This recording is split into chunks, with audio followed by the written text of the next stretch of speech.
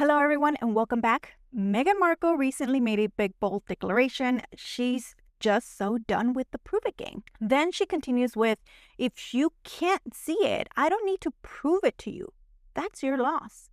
In other words, Meghan is proclaiming to the world that she knows her own value as a friend, mother, and human being, and she's done seeking approval from skeptics.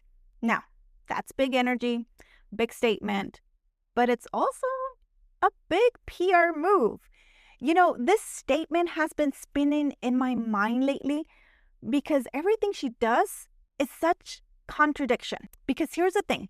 When public figures say they're done proving themselves, what they're really doing is repositioning. It's not just a mindset shift. It's a switch. It's a brand strategy. And we know Meghan is all about branding and looking perfect. So today we're going to be breaking down the exact moment and how it doesn't land for Meghan. So grab your turmeric latte, guys. Let's get started. Meghan's pronouncement didn't happen in a vacuum. It comes right after she faces mounting criticism on multiple fronts. And the timing is just a tad too convenient for me. Anyone with a keen eye on Meghan's public moves can see so many inconsistencies. Declaring oneself done proving anything is a savvy way to just shut down for further debate. It's the celebrity equivalent of dropping the mic and exiting the stage before the tough questions get started. Rather than engaging with specific criticism, Meghan's framing this and making those criticisms seem irrelevant, even petty. I know who I am. I am confident in my truth. I won't justify myself to doubters. It's a powerful narrative and a perfect deflection for Meghan. Think about it. For the past few years, Meghan and Prince Harry have been on a very public prove-it marathon. They've given tell-all interviews, a 6-hour Netflix documentary, a Spotify podcast, and Harry's memoir, Spare. All of which, in one way or another, were attempts to prove their side of the story. They tried to prove how badly they were treated by the royal family, prove that their decisions they made were justified, and prove that Meghan was wrong by the British tabloids, and so on. There's a lot of proving here, and yet despite all the effort, not everyone, including you guys, are not convinced. So what do you do when the court of public opinion still isn't entirely on your side? You change strategies. By subtly switching to I'm done proving myself, Meghan attempts to seize the high ground. She essentially saying, I refuse to explain myself any further because I shouldn't have to. It's a classic PR maneuver that when under fire, pivot to a positive personal message, something strong and bold, and dismiss negative noise just as noise. In one fell swoop, she cast an ongoing criticism as unimportant, haters are gonna hate, chatter beneath her dignity. It's an armor of empowerment, and it's effective at redirecting the narrative. Make no mistake, Meghan is going to try everything in the book to change her image, how she wants to be seen.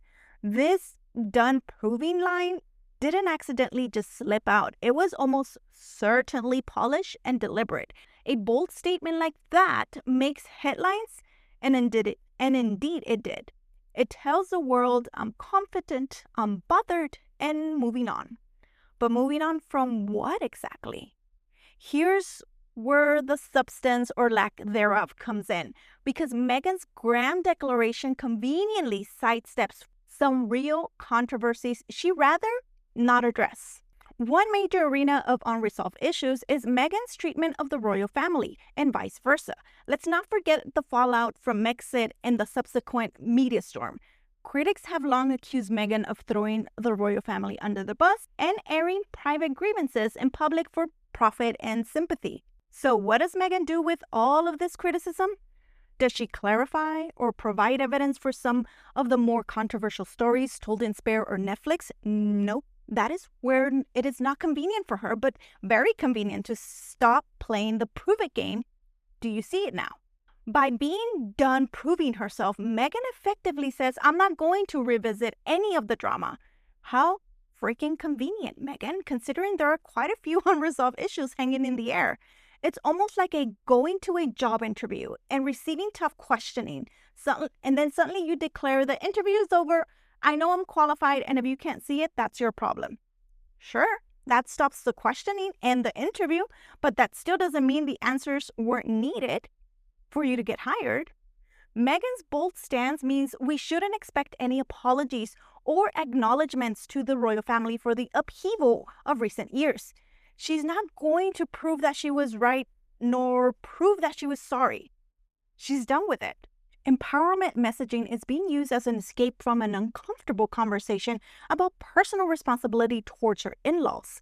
Let's be clear, Meghan's relationship with the royals is still tense. Yet now Meghan's posture is essentially, I'm moving on, full stop. It's a clever dodge of any future questions like, do you regret hurting the Queen in her final years? Or will you ever apologize to Kate for the wedding feud narrative? In the done-proving world, those questions are off limits, not because they've been answered or resolved, but because Meghan has unilaterally declared them irrelevant. Like, how's that for conflict resolution? Now, let's talk about her ghosting her ailing father, because this is going to get tied all together. Just give me some time. Meghan's royal-in-law relationships are frosty. Her relationship with her father, her own father, is an absolute iceberg. And here's where the new empowerment mantra starts to look especially hollow. Thomas Markle, Meghan's 79-year-old father, has been through the ringer in terms of health and heartache. The man has suffered 2 heart attacks and a stroke that left him unable to speak at that time. By any measure, Thomas is an ailing elderly parent, yet Meghan has allegedly had no contact with him since before the wedding. No visits, no calls, nothing. She admitted in the Sussex Netflix documentary that she had essentially lost her father. For this part, Thomas Markle has begged for a chance to reconcile or at least to meet his grandkids. How does Meghan respond? By absolutely stonewalling him completely. She appears content to leave the relationship broken without attempts to mend it. No amount of California sunshine can pretty up the optics of a famous daughter ignoring her dad as he declines in poor health. Now tie this back to Meghan's new stance. She's done proving herself. Does that extend to not feeling the need to prove she's a compassionate daughter? Because from where the public stands, it sure looks like she has something to prove in that department. Meghan talks a big game about being a kind, loving person. She insists, I know the kind of person I am. I know the kind of human being I am. But the cold shoulder to her own father tells a different story. If there's one person on earth she should not have to prove her love through a grand gesture, it's her dad. A simple phone call or a visit, yet even that seems beyond what Meghan is willing to give. The hypocrisy writes itself. She preaches about compassion and mental health, but she won't extend an olive branch to her own father, who's literally on death's door. With Thomas now elderly, apologetic, and in fragile health, many observers, like myself and you guys, even Meghan's sympathizers, feel the basic decency warrants some sort or some form of reconciliation. If she wants people to see she has empathy and compassion, then it starts at home. She should go and see her father. If she doesn't do that, then Saint Meghan she's trying to sell to us all falls deeply flat. How can Meghan credibly advocate for kindness and understanding while apparently refusing to show those qualities to her own father? By sidestepping this issue with, I don't need to prove anything to anyone, Meghan attempts to lump every legitimate question about her family obligations into a pile of unwarranted attacks, like she's rising above it.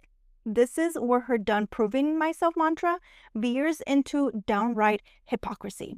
Now, let's talk about King Charles. On one hand, we have her father, No royal status, no influence, just an ordinary man who changed her diapers and paid for her college tuition. Now, he is now essentially cut off. He's deemed not worthy of her time. On the other hand, we have her father-in-law, King Charles, a man with immense prestige and media value, the reigning monarch, and key to those coveted royal connections.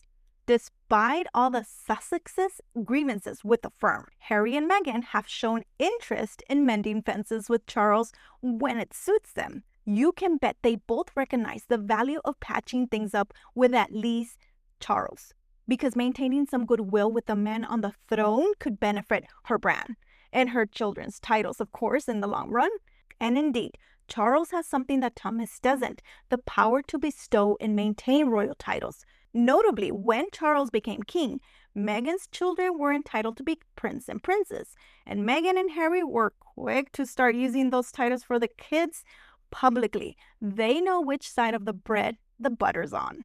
It's hard to imagine Meghan waiting to permanently slam the door on the royal family when there are still status and platform perks linked to them. So, with Charles, she's always willing to at least keep the possibility of reconciliation alive.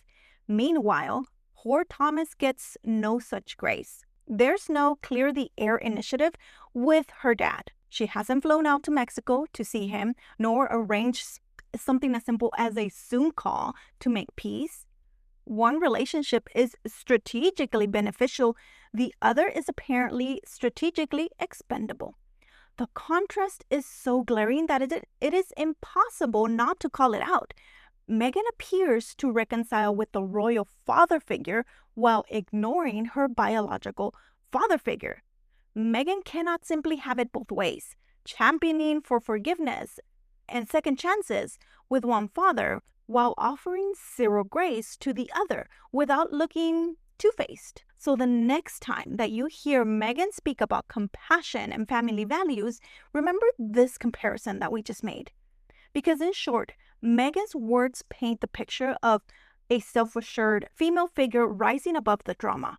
But her actions, however, paint a more complicated picture, one of someone who is perhaps running from accountability, picking and choosing when to be compassionate based on personal gain, and silencing critics by pretending they simply don't get her greatness. The contrast between the glossy empowerment narrative and the grittier reality is impossible to ignore. Is Meghan Markle's "I'm done proving myself" a stance of bold move of personal growth, or just a convenient escape hatched from hard questions? The answer can be both, depending on who you ask. Her fans will hail it as Meghan is finally standing in her truth and not letting the world bring her down. Her critics will see it as Meghan once again is flipping the script to avoid facing the music. But from my perspective, it's a shrewd tactic. Meghan has effectively given herself cover to dodge any topic she doesn't want to discuss going forward. She'll simply project that she doesn't owe an explanation. It's the new shield in her arsenal, and you bet your bottom dollar she's probably already rehearsing it for future interviews. But in the grand scheme of things, real life isn't a prove-it game or a PR game whatsoever. It is judged by actions and consistency. Meghan Markle can declare herself the winner of the prove-it game all she likes. But if she truly wants a lasting legacy as a compassionate figure, there are some people she might want to prove herself to after all. Not through words, but through deeds. Until then, color us skeptical about this conveniently timed epiphany of hers. Whew. All right, guys, before you go, I do invite you to sign up to my mailing list, especially if you're itching to create content and make your voice heard. Thank you very much for watching. And as always, don't forget to subscribe before you leave, and I'll see you in the next video. Bye.